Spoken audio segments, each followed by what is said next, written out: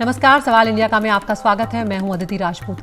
आज बाजार जो है वो बुरी तरह धड़ाम हुआ है। लोगों जो निवेशक थे, शुरुआत के 15 मिनट में ही उनका लाखों करोड़ रुपया जो है वो डूब गया और अनुमान के मुताबिक 20 लाख करोड़ के आसपास का नुकसान आज निवेशकों ने, लोगों ने उठाया है। तो कमज़ोर ग्लोबल संकेत जो है वो एक बहुत बड़ी वजह है जिसके चलते बाजार में गिरावट आई है और सेंसेक्स में आज करीब 800 की और निफ्टी में 250 अंकों की गिरावट दर्ज की गई। लगातार छठा कारोबारी ये सत्र था जब गिरावट जो है इस तरह की देखने को मिली है।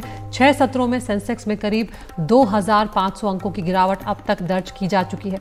आज जो बाजार का शुरुआती 15 मिनट था उसके कारोबार में ही इन्वेस्टर्स के 3.5 लाख रुपए करोड़ का नुकसान हुआ। अक्टूबर में निवेशकों का अनुमानित घाटा जो है वो करीब 20 लाख करोड़ का बताया जा रहा है। क्या वजह है, जो संभावित वजह बताई जा रही है इस वक्त इस बाजार की गिरावट को लेकर, बाजार की इस मंदी को लेकर? जो इजराइल हमास का युद्ध है उसके चलते निवेशकों में एक अनिश्चितता का माहौल जो है, एक डर जो है वो आ गया है। क्रूड ऑयल जो है उसमें तेजी से बाजार जो है उसके चलते टूट रहे हैं। क्रूड ऑयल की कीमत जो है वो $100 प्रति बैरल तक जाने की आशंका भी अब जताई जा रही है। डॉलर के मुकाबले रुपया जो है वो कमज़ोर हो रहा है, उसका भी असर जो है वो बाजार पर लगातार अब देखने को मिल रहा है। और भारत ही नहीं, दुनिया के बाजारों में ये जो गिरावट है इसका ट्रेंड जो है वो देखने को मिल रहा है। हमारे साथ अर्थशास्त्री जुड़ रहे हैं, आकाश जिंदल, जो लगातार इस तरह के मामलों पर निवेशकों को सलाह देते हैं और ये क्या समस्या है उसको समझाते हैं। आकाश जी, बहुत शुक्रिया, आपने वक्त निकाला हमसे बातचीत करने के लिए। आज जो स्थिति आकाश जी देखने को मिली है, एक तरह से कहा जा सकता है कि लगातार ये छठा कारोबारी सत्र था जब इस तरह की गिरावट जो है वो दर्ज की गई है। क्या वजह आप मोटी मोटी देख रहे हैं इस वक्त बाजार की इस स्थिति की? अदिति जी, ग्लोबल इकोनॉमी पहले ही कमजोर चल रही थी। इनिशियली हम सब जानते हैं कोरोना, और कोरोना अभी खत्म नहीं हुआ था कि रशिया यूक्रेन वॉर ने ग्लोबल इकोनॉमी को कमजोर कर दिया। तो एक तरह से एक बीमार ग्लोबल इकोनॉमी थी। बीमार ग्लोबल इकोनॉमी पे देसी भाषा में कहूंगा एक और बड़ा हथौड़ा पड़ गया, इजराइल हमास वॉर।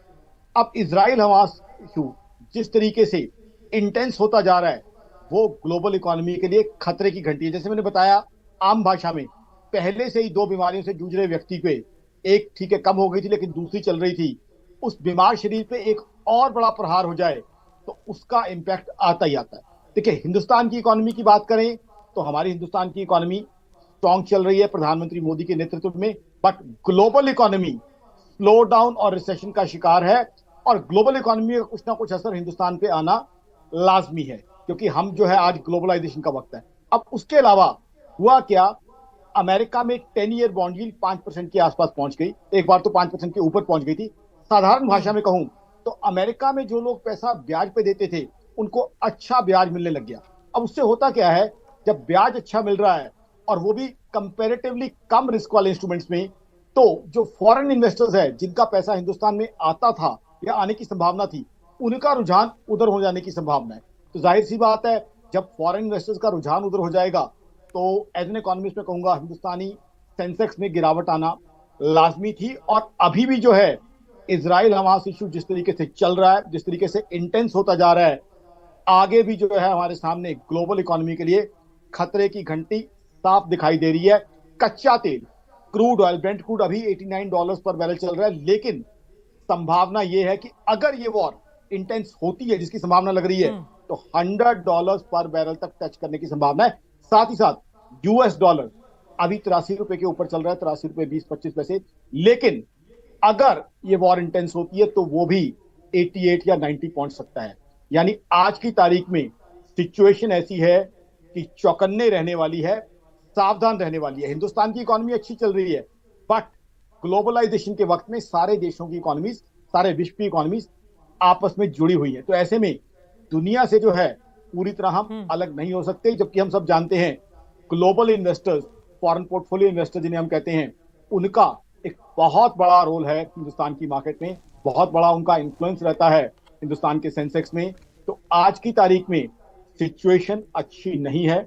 अब तो सीधी सी बात यह है, देसी भाषा में कहूंगा, इजराइल हमास वॉर को ट्रैक किया जाए, न्यूज फ्लो देखे जाएं, और अगर चीजें और बिगड़ती हैं, जिसकी संभावना लग रही है, देखिए जो कड़वी सच्चाई है वो बताना मेरी ड्यूटी है एज एन इकोनॉमिस्ट। तो एज एन इकोनॉमिस्ट मेरा ये मानना है, कड़वी सच्चाई है कि वॉर और इंटेंस हो सकती है और ग्लोबल इकोनॉमी के लिए दिक्कतें आने वाले समय में बढ़ने की संभावना है।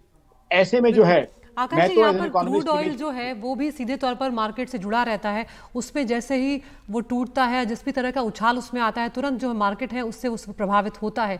तो जब आप ये कहते हैं कि क्रूड ऑयल की कीमत जो है वो $100 प्रति बैरल तक भी जा सकती है, तो उसके परिणाम क्या हो सकते हैं, उसका असर किस तरह का हो सकता है? बहुत अच्छा सवाल पूछा आपने। कच्चा तेल यानी क्रूड ऑयल जैसे ही बढ़ेगा, इसका मतलब है हिंदुस्तान में पेट्रोल डीजल बढ़ेगा, क्योंकि हिंदुस्तान में पेट्रोल डीजल मार्केट लिंक्ड है। अब वो बढ़ते ही महंगाई बढ़ेगी, इन्फ्लेशन बढ़ेगी। इन्फ्लेशन आम आदमी के लिए तो जानते हैं हम क्या दिक्कत है, वो तो हम सब जानते हैं। लेकिन साथ ही साथ इन्फ्लेशन जो है हिंदुस्तान की इकोनॉमी के लिए सबसे बड़ा इशू है। तो कच्चा तेल बढ़ते ही, क्योंकि हम 75 to 80% इंपोर्ट करते हैं और हमारे यहाँ क्रूड ऑयल की रिक्वायरमेंट बढ़ती जा रही है। ठीक है, हम कुछ इलेक्ट्रिक व्हीकल पे शिफ्ट किए हैं, बट फिर भी क्रूड ऑयल की बहुत मेजर रिक्वायरमेंट है देश में। तो अगर वो बढ़ता है तो सीधी सीधी महंगाई बढ़ती है। महंगाई बढ़ती है तो आम आदमी को तो नुकसान ही साथ ही साथ इकोनॉमी को जो भी भयंकर नुकसान हो सकता है। और कच्चा तेल बढ़ते ही डॉलर के भाव और बढ़ने की संभावना है। दोनों चीजें हिंदुस्तान के लिए नुकसान और इन्फ्लेशन बढ़ा सकती हैं। ना सिर्फ वो हिंदुस्तान की इकोनॉमी के लिए, बल्कि आम आदमी के लिए भी दिक्कतें पैदा कर सकती हैं। क्योंकि अब जो वॉर की स्थिति चल रही है, जैसा मेरी ग्लोबल डिफेंस एक्सपर्ट से बात हुई है, एक संभावना है कि कोई बड़ा क्रूड ऑयल प्रोड्यूसिंग नेशन अगर उसे ज्वाइन कर ले, तो क्रूड ऑयल $100 पर बैरल या उससे भी ज्यादा जाने की संभावना है। साथ ही एक दूसरी संभावना भी है, अगर कोई बहुत बड़ा देश, और लोग मेरा इशारा समझ ही रहे हैं, वो इस वॉर को ज्वाइन कर लेता है, तो भी दिक्कतें बढ़ सकती हैं। क्योंकि ग्लोबल इकोनॉमी वैसे ही जो है कमजोर चल रही है। अमेरिका, दुनिया की सबसे बड़ी economy, last year Russia Ukraine war के कारण 2 क्वार्टर तक जीडीपी ग्रोथ नेगेटिव रही। जर्मनी, जो यूरोप की सबसे बड़ी इकोनॉमी है, दुनिया की 4th बिगेस्ट इकोनॉमी थी, अब 3rd बिगेस्ट बनने वाली है, बिल्कुल।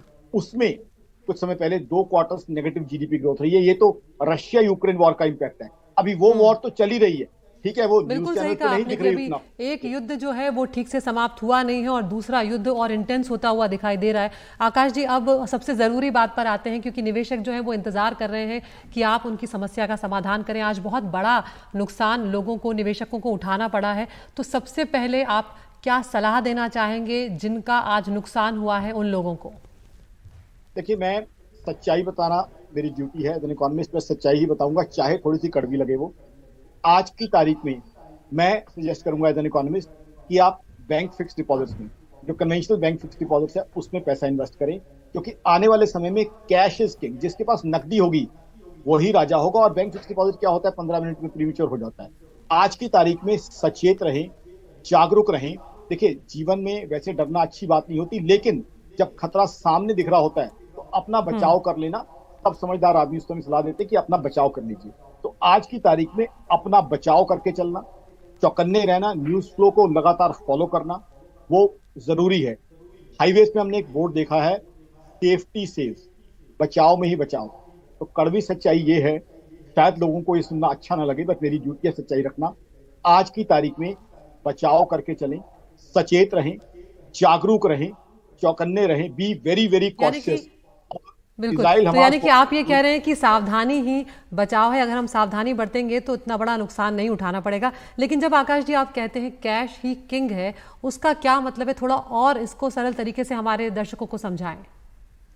कैश किंग का मतलब ये है अदिति जी, कि कल को अगर ग्लोबल इकोनॉमी और डाउन जाती है, और उसकी वजह से ग्लोबल इकोनॉमी डाउन जाएगी, तो जाहिर सी बात है हमारे सेंसेक्स पे भी इंपैक्ट आएगा। कल को अगर वो और लुटता, ज्यादा लुटता है, ऐसे में जो है एज एन इकोनॉमिस्ट में कहूंगा, निवेशकों को एक अच्छा मौका आगे चल के मिल सकता है। लेकिन उसके लिए क्या है, आपके पास उस समय नकदी होनी चाहिए, उस समय आपके पास लिक्विडिटी होनी चाहिए। और वैसे भी ये अनसर्टन टाइम्स है। अनसर्टन टाइम्स में हमेशा नकदी आपके पास हो। नकदी का मतलब ये नहीं है कि जरूरी आप कैश नोट अपने पास रखें। नकदी का मतलब लिक्विड शेप में। बैंक एफडी भी एक नकदी होती है, क्योंकि वो 15 मिनट में प्रीमेच्योर हो जाती है, पैसा आपके खाते में आ जाता है। इसीलिए मैंने सजेस्ट किया है कि बैंक एफडी जो है, इसमें अच्छा एक जो है ऑप्शन है, जिससे आपको कैश इज किंग जो है, नकदी आपके पास रहेगी, ताकि आप जो बिल्कुल। है आने वाले जो सिचुएशन है उसको देख सकें, वॉच कर सकें, और उस हिसाब से अपना स्टैंड ले सकें। क्योंकि इजराइल हमास वॉर में अमेरिका ने जो स्टैंड ले रखा है, ईरान से जिस तरह की स्टेटमेंट्स आ रही हैं, सच्ची बात यह है कि चीजें जी। बिगड़ने की संभावना है। रशिया यूक्रेन वॉर, याद होगा दर्शकों को, शुरू में किसी ने नहीं सोचा था कि इतनी लंबी चल जाएगी। कोई 2 महीने प्रेडिक्ट कर बिल्कुल। रहा था, कोई 3 महीने प्रेडिक्ट कर रहा था। अभी तक हम देख रहे हैं कितना नुकसान उसकी वजह से हो रहा है। ठीक है, वो न्यूज चैनल पे आज उतनी नहीं दिखाई देती, इजराइल हमास वार हो गई, लेकिन वो तो अपनी तरीके से चल ही रही है ना। तो एक तरफ जख्मी शरीर जो है, अब रशिया यूक्रेन वॉर जब थी, हिंदुस्तान की इकोनॉमी अच्छे से मैनेज हो रही थी, लेकिन हुआ क्या, यूएस क्रूड ऑयल $130 पर बैरल पहुंच गया, यूएस डॉलर 83 रुपीज पहुंच गया आकाश जी, था। बहुत ही तो वो संक्षेप तो में हमारे एक साथी भी जानना चाह रहे हैं कि जो होल्डिंग शेयर्स हैं उनको अभी रखना चाहिए या एग्जिट कर जाना चाहिए, बहुत ही संक्षेप में अगर आप बता सकें। देखिए, मैं स्पेसिफिक शेयर पे तो मैं व्यू देता नहीं हूं, बट ओवरऑल जैसे मैंने कहा, आप लिक्विड रहें, कैश इज किंग है, सचेत रहें, चौकन्ने रहें। इस समय इन्वेस्टर्स के लिए जो आपने सलाह मांगी है, इन्वेस्टर्स के लिए मेरी सलाह थोड़ी अनकन्वेंशनल है। वो ये है कि इजराइल हमास वॉर को जो है, न्यूज फ्लो और एनालिसिस को वॉच करें, वही हमें आगे की जो है दिशा बताएगा। क्योंकि वॉर कितनी इंटेंस होगी, सच्ची बात यह है आज की तारीख में मैं भी एंटिसिपेट कर सकता हूं पूरी तरीके से, ना मैं बता सकता हूं ना आप बता सकती हैं। आप तो एक बहुत नॉलेजेबल जर्नलिस्ट हैं, तो हमें न्यूज फ्लो जिस तरह की स्थिति बनी हुई है अभी कहना बहुत मुश्किल है, क्योंकि अंतर्राष्ट्रीय स्तर पर लगातार कोशिशें की जा रही हैं कि इस युद्ध को जल्द से जल्द रोका जाए, बहुत जाने जा रही है, लेकिन जिस तरह से इजराइल अपने रुख पर कायम है, फिलहाल लगता नहीं कि युद्ध इतनी जल्दी थमने वाला है, रुकने वाला है। आकाश जी, बहुत बहुत शुक्रिया, आपने वक्त निकाला और ये ज़रूरी महत्वपूर्ण सलाहें जो हैं वो हमारे दर्शकों को दी हैं, और उम्मीद करते हैं कि ये सलाह मानकर निवेशक जो है वो भी फायदा उठा पाएंगे।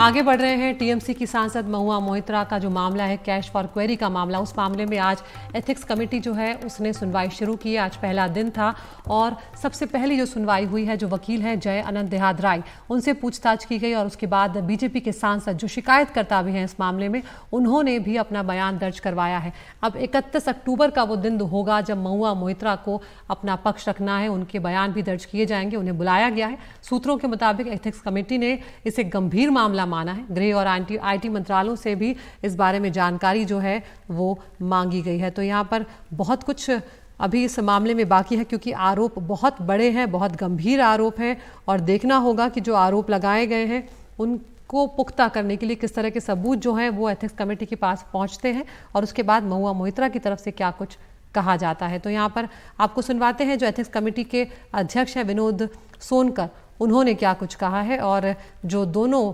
बयान दोनों लोगों ने दर्ज कराया है, निशिकांत दुबे और जय अनंत ने, उनका क्या कुछ कहना है। वो आए और अपने बचाव में, अपने पक्ष में जो कहना तो कहे। साथ ही साथ कमेटी ने भी निर्णय लिया है, इसमें आईटी मंत्रालय और गृह मंत्रालय को चिट्ठी भेज के उनका विवरण भी उपलब्ध कराने का निर्देश कमेटी के द्वारा दिया। सर, आईटी मिनिस्ट्री की तरफ से कुछ जवाब आया है? एनआईसी आज भेजा गया है, उसके बाद देखेंगे। केवल क्या उनके अधिकारियों को ही बुलाया जाएगा सर? नहीं बुलाएंगे दर्शन हीरानंदन, क्योंकि वो तो अभी कमेटी ने तय किया है कि महुआ मोइत्रा को बुलाया जाए, वो अपने पक्ष में कहा जाए, आगे जो कमेटी तय करेगी उस हिसाब से निर्णय लिया जाएगा। दो लोग ने अपनी बात रखी जी। होम मिनिस्ट्री से क्या आप लोग इंक्वायरी मंगवा रहे हैं? हम लोगों ने विवरण मंगवाया है और ये कमेटी का अपना विशेष अधिकार है, उसको डिस्क्लोज करना कमेटी के अनुमति होगा। मेरे सामने सभी नॉर्मल थे और सबों ने बहुत ही सम्मान और प्यार से प्रश्न पूछे और सभी प्रश्नों के जवाब अच्छे से दिए। दोबारा कब बुलाया जाएगा? जैसा बताया कि जल्दी बुलाया जाएगा। उन्होंने कहा कि यदि आवश्यकता पड़ेगी तो आपको बुलाएंगे, तो हम लोग जाएंगे। कि महुआ मोइत्रा को भी सर आपके सामने बैठाया जाएगा, सबके साथ बैठाने के? ये तो कमेटी तय करेगी। एक सवाल, आपने आज एथिक्स कमेटी की पहली मीटिंग हो गई है, लेकिन आपके ऊपर पॉलिटिकल वेंडेटा, बीजेपी के ऊपर पॉलिटिकल वेंडेटा का आरोप महुआ मोइत्रा लगाती हैं, क्या कहेंगे? सर कैमरे की तरफ। जो कुछ भी मुझे कहना था इस बारे में, अभी असली विषय क्या है जी, बीच में कि जो सांसद के ऊपर आरोप लगे उसके लिए एथिक्स कमेटी बात कर रही है। अभी विषय ये है कि वो जो पॉइंट है वो हम सही उनके ऊपर चार्ज लगा रहे हैं या गलत चार्ज लगा रहे हैं, ये एथिक्स कमेटी तय करेगा। सर आपने भी बोला कि क्या कहते हैं, सवाल ये है कि चोर कौन है? सवाल ये है कि चोर महुआ है या नहीं है, चोर कौन है नहीं है, मैं तो स्पेसिफिक नाम लेके कर रहा हूँ कि चोर महुआ है या नहीं है, उसका फैसला एथिक्स कमेटी करेगी। कुछ नहीं कहना चाहेंगे। जो भी मेरे से पूछा गया था वो मैंने सच कमेटी के सामने मैंने पेश कर दिया। उसके अतिरिक्त मैं और कुछ नहीं कहना चाहता हूँ। क्योंकि आपको 2 बार बुलाया गया अंदर, एक बार दोबारा से बाहर भेजा गया, क्या कुछ अंदर नहीं, कोई डिस्प्यूट नहीं हो रहा था। सब जितने भी मेंबर्स थे उन्होंने मेरे से बहुत अच्छे से और कॉर्डियली मेरे से सवाल पूछे। जो कुछ भी मेरे से पूछा गया उसका मैंने आंसर मैंने दे दिया। उसके बियॉन्ड कुछ नहीं हुआ। लगातार ये बात कही जो एलिगेशन आपने लगाए हैं उनके ऊपर या उन्होंने आपके ऊपर लगाए हैं, फिर एक दूसरे को जानते हुए आप लोगों ने एलिगेशन लगाए हैं। I have no comment to that, no comment, thank you. Next आपको कुछ बताया कि नेक्स्ट टाइम आपको बुलाया जाएगा दोबारा? नहीं सर, नहीं बताया। आपको दोनों को सामने बैठाकर आज क्वेश्चन नहीं, मैं कमेटी के बारे में नहीं बोल सकता, वो अलाउड नहीं है, तो मैं और कुछ नहीं कहना चाहूँगा। Thank you. और हमारे सहयोगी प्रशांत हमारे साथ जुड़ गए हैं, लगातार इस मामले पर नज़र बनाए हुए हैं। प्रशांत, ये बहुत बड़ा दिन था क्योंकि हम जानते हैं कि दोनों जिन्होंने आरोप, जो शिकायत करता है और जिन्होंने सबूत मुहैया कराए, चाहे वो निशिकांत दुबे हों, चाहे वो जय अनंत देहादराई हों, दोनों के बयान दर्ज हो चुके हैं। और अब 31 अक्टूबर को एक दूसरा बड़ा दिन होने वाला है जब महुआ मोइत्रा को बुलाया जाएगा। तो ऐसे में प्रशांत, क्या इस बैठक के बाद कुछ जो नोकझोंक की बात आ रही थी वो निकल कर आई थी, उसकी क्या वजह थी वो भी बताएं, और आज क्या कुछ हुआ उस बैठक में ये भी बताएं। जी, पहले मैं आपको 2 बड़ा अपडेट दे दूं। पहले ये खबर आई थी कि कमेटी गृह मंत्रालय और आईटी मंत्रालय से जानकारी मांगेगा, इस मामले से जुड़ी हुई जानकारी मांगेगा। अब ये खबर आ रही है कि विदेश मंत्रालय को भी चिट्ठी लिखी जाएगी कमेटी की ओर से और उनसे भी इस मामले में जानकारी मांगी जाएगी। इसका मतलब ये हुआ कि जो पूरा मामला महुआ मोइत्रा के पोर्टल के जो लॉगिन और आईडी पासवर्ड को जो आउटसोर्स करने का मामला है, दर्शन हीरानंदानी को देने का मामला है, उसको भी काफ़ी गंभीरता से लिया जा रहा है। और इसलिए अब गृह मंत्रालय, आईटी मंत्रालय और विदेश मंत्रालय तीनों से जानकारी मांगी जाएगी, क्योंकि जो हलफनामा आया है दर्शन हीरानंदानी का, वो दुबई में दिया गया था। जो कॉन्सुलेट जनरल का कार्यालय होता है, भारत के जो कॉन्सुलेट जनरल हैं वहाँ पर, उनके यहाँ दिया गया था। तो विदेश मंत्रालय से ये जानकारी मांगी जाएगी कि ये जो हलफनामा दिया गया है वो सही है, वो किसी अधिकारी के प्रेजेंस में दिया गया है, जो औपचारिकताएं होती है वो पूरी की जाएगी। तो ये सबसे बड़ी जानकारी है। और दूसरा एक बड़ा अपडेट ये है कि आज की बैठक में कम से कम 2 अपोजिशन के सदस्यों ने निशिकांत दुबे जब कमेटी के सामने पेश हुए तो उनसे कहा कि ये मामला कोई बहुत बड़ा नहीं है। उनका ये कहना था कि जो मकान बनवाने की बात आ रही है, पैसे लेकर दर्शन हीरानंदानी से महुआ मोइत्रा ने अपने मकान बनवाए, कुछ और गिफ्ट लिए, तो ये मामला इतना बड़ा नहीं है और उनको इस मामले में माफ़ कर देना चाहिए। तो 2 सदस्यों ने निशिकांत दुबे से कहा कि इस मामले में महुआ मोइत्रा को माफ़ी दें, लेकिन निशिकांत दुबे ने यह साफ किया कि चूँकि इस मामले में जो साक्ष्य हैं, जो डॉक्यूमेंट्स हैं, जो दस्तावेज़ हैं, वो इतने साफ हैं, वो अपने आप में बिल्कुल ये दर्शाती हैं कि कुछ न कुछ गड़बड़ हुई है, इसमें छुपाने लायक अब कुछ है नहीं। तो कमेटी के पास ज़्यादा समीक्षा करने के लिए कुछ है नहीं, क्योंकि साफ साफ बातें सामने आ गई हैं। लिहाजा माफ़ी या नहीं माफ़ी का जो स्टेज होता है वो अब उसके आगे निकल चुका है। तीसरी बात मैं और आपको बता दूं कि कमेटी के सूत्रों का कहना है कि वो चाहती है कि जो अगला सेशन होने वाला है संसद का, जो शीतकालीन सत्र शुरू होगा संभवतः नवंबर के आखिरी हफ्ते में, उसके पहले कमेटी चाहती है कि रिपोर्ट तैयार करके लोकसभा अध्यक्ष को दे दिया जाए। और उसमें अगर आरोप साबित हो जाते हैं, जो आरोप लगे हैं, तो जाहिर तौर पर कमेटी कहेगी लोकसभा अध्यक्ष से कि महुआ मोइत्रा की जो सदस्यता है वो रद्द की जाए। लेकिन वो आगे की बात है, वो डिपेंड करेगा कि जो आरोप लगे हैं वो कमेटी की नजर में कितने पुख्ता हैं और कमेटी कितना संतुष्ट हो पैसों की, जिन उपहारों की बात की जा रही है प्रशांत कि वो महुआ मोइत्रा को दिए गए, अगर उस तरह का कोई मनी ट्रेल या उस तरह का कोई सबूत सामने नहीं आता है तो क्या उसके बाद ये मामला जो है उस तरीके का नहीं रह जाएगा जितना गंभीर अभी लग रहा है? नहीं, देखिए, मैंने ये सवाल पूछा था कमेटी के एक सदस्य से और उनका ये कहना था कि दर्शन हीरानंदानी का जो एफिडेविट है वो स्वर्ण एफिडेविट है, शपथ लेकर वो हलफनामा दायर किया गया है। और मैं एक चीज़ और भी बता दूं कि जो तरीका होता है, जिस तरीके से ये हलफनामा भारत के कॉन्सुलेट जनरल जो दुबई में है उनके सामने दायर किया गया है, तो इसकी जो शक्ति, इसका जो पावर है वो जो 164 जो मजिस्ट्रेट के सामने जिस तरह से बयान दर्ज किया जाता है उसकी शक्ति है इस हलफनामे की। उनका ये कहना था कमेटी के उन सदस्य का। तो ये अपने आप में ये काफ़ी, और उस हलफनामे में जो बातें लिखी हैं दर्शन हीरानंदानी ने उसमें कबूल किया है कि किस तरीके से महुआ मोइत्रा से उनकी मुलाकात हुई, फिर किस तरीके से बात आगे बढ़ी और उन्होंने फिर पैसे की डिमांड वो करने लगी, गिफ्ट की डिमांड वो करने लगी, वो सवाल पूछती थी। तो ये सारी चीज़ें विस्तार से 3 पन्ने के हलफनामे में उन्होंने लिखी है और वो उस हलफनामे का जो दर्जा है वो मजिस्ट्रेट के सामने जैसे बयान दिया जाता है जो कि कोर्ट में भी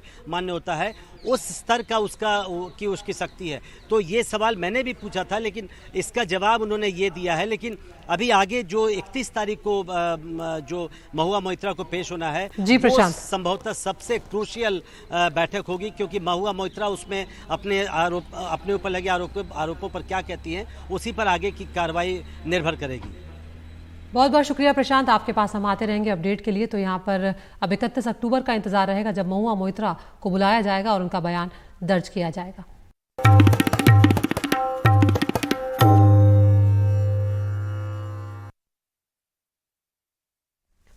और इस वक्त एक बड़ी खबर का रुख कर रहे हैं जो कतर से आ रही है। कतर में 8 भारतीयों को फांसी की सजा सुनाई गई है। अल दोहरा कंपनी है जिसमें ये कर्मचारी थे, ये सभी 8 लोग, और इन्हें फांसी की सजा जो है वो सुनाई गई है। अल दोहरा कंपनी के 8 कर्मचारियों को ये सजा सुनाई गई और फांसी की सजा की जो वजह है वो अभी तक साफ नहीं हो पाई है, लेकिन इस खबर ने सबको चौंका दिया। हम सीधा रुख कर रहे हैं हमारे वरिष्ठ सहयोगी उमाशंकर सिंह का।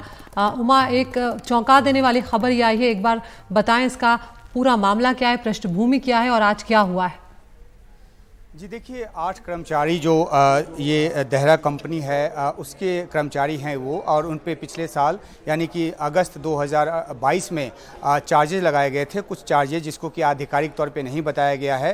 हालांकि ये जो है सर्विलेंस से जुड़ा हुआ मामला है और इस मामले में इन 8 कर्मचारियों पे जो कि जो भारतीय नौसेना के पूर्व कर्मचारी रह चुके हैं, अधिकारी भी उनमें से एक हैं, तो इनके ऊपर ये मामला चला और 7 बार इसकी सुनवाई हुई। उन्होंने कई तरह से अपील की लेकिन उनकी अपील को नहीं सुना गया और अब जाकर ये एक जानकारी आई है कि वहाँ की कोर्ट ने एक फैसला दिया है जिसमें इन 8 लोगों को मौत की सज़ा सुनाई गई है। इसके ऊपर प्रतिक्रिया देते हुए विदेश मंत्रालय ने कहा है कि वो जो फैसला आया है उसका पूरा अध्ययन करेंगे और जो कानूनी रास्ता है वो अख्तियार करेंगे। जाहिर सी बात है कि इस मामले में पहले भी जो अपील है वो की गई लेकिन उसके बावजूद जो है उनकी अपील को नहीं सुना गया और ये अपने आप में एक चौंकाने वाली जो बात है, विदेश मंत्रालय ने इसे कहा है कि ये एक बहुत ही झटके वाली बात है, लेकिन जो कानूनी रास्ता है उसको अख्तियार करने की बात विदेश मंत्रालय की तरफ से कहा गया है। बिल्कुल, वो आप बने रहिए हमारे साथ। तो एक बार फिर से हमारे दर्शकों को बता दें कि अगस्त 2022 से कतर की जेल में भारतीय नौसेना के 8 पूर्व अधिकारी जो हैं वो बंद हैं और इन पर जासूसी का आरोप लगा है। इन रिटायर्ड नौसैनिकों को कतर के गृह मंत्रालय ने बंदी बनाया था और 30 अगस्त को इन्हें जेल में डाला गया था और आज अदालत ने वहाँ की जो सज़ा सुनाई है, इन 8 भारतीयों को फांसी की सज़ा सुना दी गई है। उमा, हम सब जानते हैं कि कतर जैसे जो देश हैं यहाँ पर कानून बहुत सख्त होते हैं और अमूमन यहाँ पर जो गुंजाइश होती है बीच का रास्ता निकालने की या कोई दूसरा विकल्प निकालने की, इस तरह के मामलों में बहुत कम होती है। लेकिन क्या अब सरकार की तरफ से कोई कोशिश की जाएगी, क्योंकि पहले भी कोशिशें तो की गई हैं? जी बिल्कुल, सही सवाल है आपका, क्योंकि काफ़ी सख्त कानून वहाँ पर होता है और उसमें जो एक बार फैसला आ जाए उसमें बचाव का रास्ता कम ही होता है, लेकिन भारत सरकार जो है वो अपनी तरफ से कोई कसर नहीं छोड़ेगी। जो भी कौंसलर सर्विस जो सेवा है, जो एक्सेस है वो उनको दिया जाएगा और हर तरीके से जो वैधानिक मदद है, जो लीगल जो उनको असिस्टेंस चाहिए, इन 8 भारतीयों के लिए वो असिस्टेंस देने की घोषणा जो है वो भारत सरकार की तरफ से की गई है। मामला चुनौती से भरा ज़रूर है, लेकिन भारत सरकार इस बात की उम्मीद है कि कोई रास्ता निकलेगा और जो अपील उनकी पहले नहीं सुनी गई, अब फैसले की प्रति के पूरे अध्ययन के बाद फिर से कोशिश ये की जाएगी कि इनको ये सज़ा ना दी जाए और उनको इस मामले में बरी किया जाए, क्योंकि मामला जो है गंभीर किस्म का है, आरोप गंभीर किस्म के है, इसलिए आधिकारिक तौर पर अब तक इस आरोप की तह तक या उसकी डिटेल में जाने की बात आधिकारिक तौर पर नहीं कही गई है, लेकिन ये सीधा सा मामला सर्विलेंस और जासूसी से जुड़ा हुआ है और इस मामले में इन 8 लोगों को ये सज़ा सुनाई गई है। अदिति, बहुत बहुत शुक्रिया उमा, इस तमाम जानकारी के लिए। तो उमा शंकर विस्तार से यहाँ पर बता रहे हैं कि भारत सरकार अभी भी कोई कसर नहीं छोड़ेगी इस मामले में इन लोगों को बचाने के लिए, या कम से कम इनकी सज़ा जो है उसे फांसी से हटाकर कम करवाने के लिए। लेकिन देखना होगा कि क्या कुछ अब आगे इस मामले में होता है। आगे बढ़ रहे हैं, इंडिया गठबंधन की हम बात करते हैं।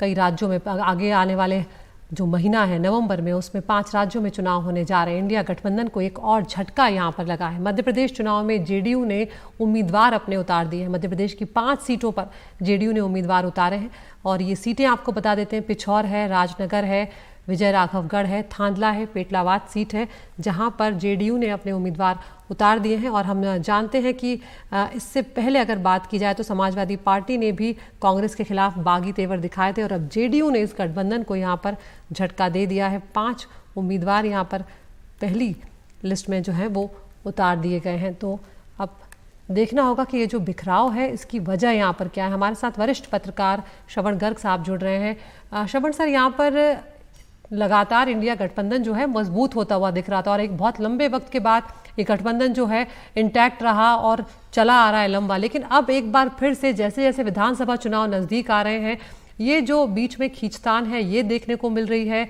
और एक बार फिर अब समाजवादी पार्टी का हमने रुख देखा था, अब यहाँ पर जेडीयू जो है ये अपने उम्मीदवार उतार रही है। किस तरह से देख रहे हैं आप इसको? देखिए, इंडिया अलायंस का मध्य प्रदेश में या राजस्थान में या छत्तीसगढ़ में उस तरह का कोई प्रभाव नहीं है जिस तरह का प्रचारित किया जा रहा है। यहाँ जेडीयू एक लंबे समय से चुनाव लड़ रही है यहाँ 1988 से, पर आज तक उनके केवल 2 कैंडिडेट जीते हैं और उन्होंने सैकड़ों की संख्या में कैंडिडेट्स खड़े किए। 98 में भी 144 खड़े किए, उसके बाद भी खड़े किए, 2008 में भी किए 50 कैंडिडेट्स। 1988 में किए 144, उसमें से 135 की जमानत जब्त हो गई थी। 2008 में सबकी जमानत जब्त हो गई। ये कोई इम्पोर्टेंट नहीं है। इम्पोर्टेंट क्या है वो समझने की जरूरत है कि आम आदमी पार्टी, समाजवादी पार्टी, जेडीयू और बीएसपी तो खैर इंडिया अलायंस में नहीं है। अब आम आदमी पार्टी, समाजवादी और जेडीयू, इनके करीबन 90 के करीब कैंडिडेट्स मैदान में आ गए। ये एक दबाव की राजनीति है, मतलब इनको विधानसभा में तो कोई जीतना नहीं है, एक भी कैंडिडेट जीतेगा नहीं। ये एक इस तरह की स्थिति है जिससे थोड़ा सा वो जनता के बीच में परसेप्शन ये जाएगा कि ये लोग एक नहीं है, गठबंधन के तौर पर, विपक्षी गठबंधन के तौर पर ये लोग एक नहीं है। समाजवादी पार्टी जी तो यहीं पर आपकी बात को मैं आगे बढ़ाना चाहती हूँ कि जो बिखराव की बात आप कह रहे हैं कि जनता के बीच में ये संदेश जाएगा, और जब लग रहा है कि ये चुनाव जीतने वाले उम्मीदवार भी नहीं है, पार्टी पर अभी उतना भरोसा मध्य प्रदेश की जनता को नहीं है जेडीयू में, तो ऐसे में आप नुकसान किसको पहुंचाएंगे? आप नुकसान अपने ही सहयोगी को पहुंचाने जा रहे हैं इस तरीके से। तो देखिए, एक तो नुकसान का यहाँ बहुत ज्यादा मैं देखता नहीं हूँ, क्योंकि जो मध्य प्रदेश में मुख्य मुकाबला है कांग्रेस और बीजेपी के बीच में है जी, और हमेशा से रहा है। बाइपोलर स्टेट है ये, छत्तीसगढ़ भी, राजस्थान भी, मध्य प्रदेश भी। नुकसान नहीं होगा यहाँ, उतना नहीं होगा। अगर आप देखें, मैक्सिमम वोट्स मिले हैं पिछली बार बीएसपी को मिले हैं, समाजवादी पार्टी को भी 1.5% के करीब 2018 में मिले हैं। क्या दिक्कत क्या है ये समझ में नहीं आता कि कांग्रेस को क्या गठबंधन की राजनीति को चलाने का सलीका अभी सीखना बाकी है क्या? समाजवादी पार्टी ने 4 उम्मीदवारों की मांग की थी और वो दिग्विजय सिंह ने कंफर्म किया है और वो एग्रीड भी था कि 4 लोगों को दिया जाएगा। अब कहाँ कंफ्यूजन हुआ? कमलनाथ पर, जैसे कमलनाथ का पूरा एटीट्यूड रहा है, समाजवादी पार्टी को लेकर जितनी बदमज़गी हुई है, उनसे पूछा अखिलेश जी नाराज हैं तो बोले छोड़ो यार अखिलेश को। ये जो थोड़ा सा एक जिसको, और उसके बाद अखिलेश यादव ने जिस तरह की बयानबाजी की कि उत्तर प्रदेश में फिर हम देखेंगे कि किसको, कांग्रेस को कितने देना है। ये पूरा इशू कोलिशन पॉलिटिक्स का को एक्सेप्ट करने का है। आप इसमें ये भी देख सकते हैं कि आम आदमी पार्टी सबसे ज्यादा विद्रोह कर रही है। वो पंजाब में भी कर रही है, वो छत्तीसगढ़ में भी कर रही। छत्तीसगढ़ में जगह जगह जाकर वो लोग चुनाव में उम्मीदवार खड़े। मिजोरम तक में आम आदमी पार्टी ने बड़े बड़े उम्मीदवार खड़े कर दिए। बिल्कुल। तो इसका जो असर है वो दो तरह का होगा। एक परसेप्शनल होगा लोगों के बीच में, क्योंकि मध्य प्रदेश, छत्तीसगढ़, राजस्थान, तेलंगाना और मिजोरम में विधानसभा और लोकसभा के बीच में ज्यादा फर्क नहीं है। 2-3 महीने का, 3 महीने का फर्क रहेगा बिल्कुल, ज्यादा से ज्यादा। तो ये परसेप्शनल जो फर्क है वो काफी बड़ा होता है लोगों के बीच में। तो उस लिहाज से कांग्रेस को नुकसान थोड़ा पहुंच सकता है। बिल्कुल। तो जब आप ये कहते हैं जब आप ये कहते हैं कि कांग्रेस को जो गठबंधन है वो चलाना नहीं आ रहा है, या कांग्रेस का जो बर्ताव है जिस तरीके का, वो अभी एक आशंका जो है वो सहयोगियों के मन में खड़ा कर रहा है, क्या इसकी वजह कहीं आप देखते हैं कि कर्नाटक और हिमाचल में जो जीत दर्ज हुई है तो कांग्रेस अपने आप को खुद ही ये मान रही है कि हम अपर हैंड पर हैं और आगे आने वाले चुनाव में उन्हें लगता है कि वो कॉन्फिडेंट है? देखिए, ये आपको देखिए, मैंने जो कहा है ना उसको जनरलाइज मत कीजिए। मैं स्टेट वाइज कह रहा हूँ कि गठबंधन का, जैसे जो चीज मध्य प्रदेश में हो सकती है कि थोड़ा सा गठबंधन की राजनीति को कांग्रेस के कारण सेटबैक हुआ हो, पर वो उत्तर प्रदेश में नहीं हुआ। उत्तर प्रदेश में घोसी के उपचुनाव में आपने देखा कि इन लोगों ने मिलकर कैंडिडेट खड़ा किया वहां घोसी में, जिसमें समाजवादी के साथ कांग्रेस भी थी, सारी पार्टियां थी। तो उन्होंने घोसी में बीजेपी के कैंडिडेट को हरा दिया। पर उसी समय जो उपचुनाव हिमाचल में हुआ, उत्तराखंड में हुआ बागेश्वर सीट का, वहां पर समाजवादी पार्टी का कैंडिडेट खड़ा हो गया और वहां कांग्रेस का कैंडिडेट हार गया। अब आप इसको कह सकते हैं कि जो एक ही जगह एक ही समय में उत्तराखंड और ये भी एक हिस्सा थे, उत्तर प्रदेश एक ही था, कि एक जगह जीत जाता है कोलिशन का कैंडिडेट इसलिए कि सारी पार्टियां साथ है, और बागेश्वर में इसलिए हार जाता है कि समाजवादी पार्टी का एक कैंडिडेट खड़ा हो जाता है। हालांकि समाजवादी पार्टी के कैंडिडेट को ज्यादा वोट नहीं मिले थे वहां। परसेप्शन चेंज होता है थोड़ा सा। और इस समय जो कांग्रेस लड़ाई लड़ रही है उसका वो लड़ाई ये है कि विपक्ष एक है, और इस तरह की चीजों से जो जनता के बीच में मैसेज जाता है और बीजेपी को आक्रमण करने का जो मौका मिलता है कि ये लोग तो आपस में बटे हुए हैं, तो एक ये परसेप्शन जाता है। पर दूसरी चीज आपको ये समझना चाहिए कि ये जो इंडिया अलायंस में पूरा ओनस जो है इसको कैरी करने का, वो कांग्रेस के कंधों पर है। तो कांग्रेस को ये अब लोकसभा के चुनावों तक ये अब बिहार से आकर जेडीयू को 5 कैंडिडेट जो खड़े किए हैं, और ऐसे इलाकों में खड़े किए हैं जहां जेडीयू का कोई अस्तित्व नहीं है। जेडीयू ने शुरू किया था, शरद यादव संस्थापकों में थे, जबलपुर से थे। अब उनको आदिवासी इलाकों में जाने की क्या जरूरत है जेडीयू को? तो ये थोड़ा सा एक मैसेज देना चाहते हैं शायद ये लोग कांग्रेस को, जो मैं समझ रहा हूँ। अखिलेश यादव और नीतीश कुमार भी और केजरीवाल भी, जो इम्प्रेशन जनता के बीच में जाता है कि don't take us for granted, मतलब अगर आप कोलिशन में हैं तो फिर आपको अकेले चलने का अधिकार नहीं है। तो ये जो एक चीज लोगों के बीच में शायद जा सकती है। हालांकि मेरा मानना है कि मध्य प्रदेश में जेडीयू के खड़े होने से कोई फर्क नहीं पड़ेगा। बिल्कुल। और बात यही है, जिस तरह से आपने कहा श्रवण जी, कि कहीं ना कहीं अगर कांग्रेस के ऊपर दारोमदार था इस चीज़ का कि उसे गठबंधन को लेकर चलना है, तो यहाँ पर शायद बातचीत जो है होनी भी ज़रूरी है। भले ही मध्य प्रदेश में बहुत ज़्यादा असर पड़े या ना पड़े, उसके लिए तो हमें नतीजों का इंतजार करना होगा, लेकिन फिर भी जिस तरह का संदेश जा रहा है, जो बात आप कह रहे हैं कि परसेप्शन की ही तो सारी लड़ाई, और जब परसेप्शन में ही आप भले ही छोटी स्तर पर मात खा जा रहे हैं, लेकिन अगर वहाँ खा जा रहे हैं तो ये बिखराव की एक तस्वीर जो जा रही है ये ठीक नहीं जाती है, और इसका फ़ायदा जो है वो आपका ऑपोजिशन जो है वो उठाता हुआ नज़र आ सकता है। बहुत बहुत शुक्रिया श्रवण जी।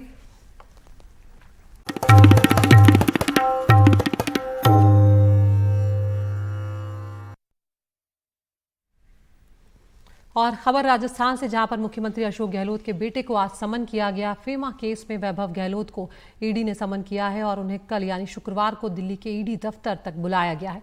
एफडीआई में अनियमितताओं को लेकर 2020 में दरअसल ये मामला दर्ज किया गया था। केंद्रीय जांच एजेंसियों पर बरसे हैं मुख्यमंत्री अशोक गहलोत और कहा है कि केंद्रीय जांच एजेंसियों की साख नहीं बची है और जांच एजेंसियों ने पूरे देश में आतंक मचा रखा है। अशोक गहलोत बोले कि बिना नोटिस के प्रदेश कांग्रेस अध्यक्ष पर छापा, ईडी का दुरुपयोग बीजेपी के खिलाफ जाएगा।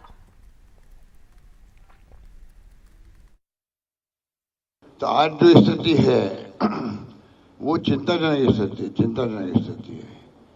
सवाल पीसीसी प्रेसिडेंट का नहीं है, सवाल मेरे सन का नहीं है, सवाल है कि पूरे देश के अंदर आतंक मचा रखा है। 2 कल हमने घोषणा करी, गारंटी की, एक महिलाओं के लिए गृह लक्ष्मी योजना, एक हमने 500 रुपये गैस सिलेंडर का एक्सपेंस किया। ये चाहते नहीं कि हम लोग कैसे महिलाओं को, पिछड़ों को, दलितों को, आम आदमी को राहत दें। कल किया और आज 2 जगह छापे पड़ गए। एक पार्टी का मुखिया जिसको नोटिस भी नहीं दिया आपने, छापे पर कब पड़ते हैं? आप नोटिस दिया नहीं, कोई केस दर्ज नहीं, कोई शिकायत नहीं। ये मामला तो 12 साल पहले, 13 साल पहले भी यही आरोप लगाए गए थे, तब भी हम लोगों ने इसका जवाब दे दिया। अब 12-13 साल बाद फिर इन्हीं बातों को लेके ईडी वापस आया है। तो प्रदेश की जनता समझती है कि क्यों चुनाव में जब आचार संहिता हो गई तभी इनको याद क्यों आ रही है। सर, रोहतास जी के भी छापे मारे गए ईडी के पेपर लीक को लेकर। हाँ, वो मुझे जब मैं जयपुर से रवाना हो रहा था तब मालूम पड़ा था। आदरणीय प्रदेश अध्यक्ष जी के निवास स्थान पर भी ईडी के छापे पड़े। और हमारे साथ हमारी सहयोगी हर्षा कुमारी सिंह जुड़ गई हैं। हर्षा, यहाँ पर अशोक गहलोत इससे पहले भी जांच एजेंसियों पर कई तरह के सवाल उठा चुके हैं, हम देख चुके हैं कि वो, और आज उन्होंने ये कहा है कि इसका जो नुकसान है वो बीजेपी को के खिलाफ जाएगा, ईडी का दुरुपयोग करना। तो एक तरह से हर्षा से हम दोबारा जुड़ने की कोशिश यहाँ पर कर रहे हैं। तो अब देखना ये होगा कि जिस तरह से कल जब अशोक गहलोत के बेटे यहाँ पर आएंगे तो कांग्रेस उसे किस तरह से लेकर आती है, क्योंकि यहाँ पर मल्लिकार्जुन खड़गे जो हैं उन्होंने भी ट्वीट कर जमकर निशाना साधा है। उन्होंने लिखा है कि चुनाव आते ही ईडी, सीबीआई, आईटी आदि भाजपा के असली जो पन्ना प्रमुख हैं वो बन जाते हैं। राजस्थान में अपनी निश्चित हार को देखते हुए भारतीय जनता पार्टी ने अपना आखिरी दांव चला है। हर्षा जुड़ गई है हमारे साथ। हर्षा, यहाँ पर कांग्रेस सीधे तौर पर यहाँ पर बीजेपी पे आरोप लगा रही है। अशोक गहलोत हालांकि जांच एजेंसियों का मसला पहले भी उठाते रहे, लेकिन वो कह रहे हैं कि ईडी का दुरुपयोग बीजेपी के खिलाफ जाएगा, और मल्लिकार्जुन खड़गे कह रहे हैं कि भारतीय जनता पार्टी ने हार को देखते हुए अपना आखिरी दांव चल दिया है। जी देखिए, ये 100% एक पॉलिटिकल फ्लैश पॉइंट बन गया है राजस्थान में। और अब आप देखिए कि अशोक गहलोत और पूरे जो कांग्रेस है अगर इस पर आक्रामक है और सहानुभूति लेना चाह रहा है इस पूरे मसले पे, तो बीजेपी कह रही है कि अगर आपको कुछ चीज़ का डर नहीं है तो आप क्यों नहीं, इन्वेस्टिगेटिव एजेंसी से आप क्यों डर रहे हैं। देखिए, इसमें 2 चीज़ें हैं।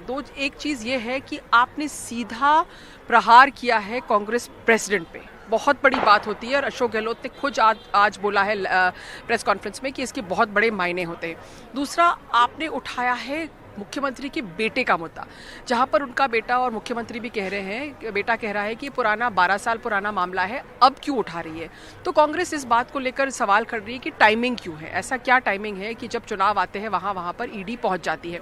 बीजेपी दूसरी ओर कह रही है कि देखिए, अगर आपने कुछ गलत नहीं किया तो आपको डरने की बात नहीं है। बीजेपी इस पर दाव खेल रही है कि ये जो पूरा मुद्दा है, लोग एग्ज़ाम देते हैं, कई सालों पढ़ाई करते हैं, फिर जो ये एग्ज़ाम्स दे रहे हैं अगर इनके ही पेपर लीक हो जाते हैं तो बच्चों के भविष्य से खिलवाड़ है। आपको पता है कि सिर्फ बीजेपी ही नहीं, सचिन पायलट ने भी ये मुद्दा उठाया था और अशोक गहलोत को घेरने की कोशिश की थी इसी मुद्दे पे। तो दोनों तरफ से एक ये ज्वलंत मुद्दा है, यूथ वोट को इम्पैक्ट करने वाला मुद्दा है, चर्चा का विषय बनेगा। ये भी विषय बनेगा कि क्या ईडी का दुरुपयोग हो रहा है, क्या सेंट्रल एजेंसीज का दुरुपयोग हो रहा है। और ये सब जो हम कहते हैं ना चुनावी चर्चा, ये चुनावी चर्चा का अब अहम हिस्सा बन जाएगा। और ये एक चीज़ और आपको बता रहा है कि राजस्थान की जो जंग है वो एक हाई स्टेक्स बैटल बन चुका है। बिल्कुल, बहुत बहुत शुक्रिया हर्षा इस तमाम जानकारी के लिए। तो जिस तरह से हर्षा कह रही है कि ये मुद्दा जो है अब राजस्थान के जो चुनाव हैं उनमें भी बढ़ चढ़ कर देखने को मिलेगा और कांग्रेस अब काफ़ी आक्रामक यहाँ पर हो गई है।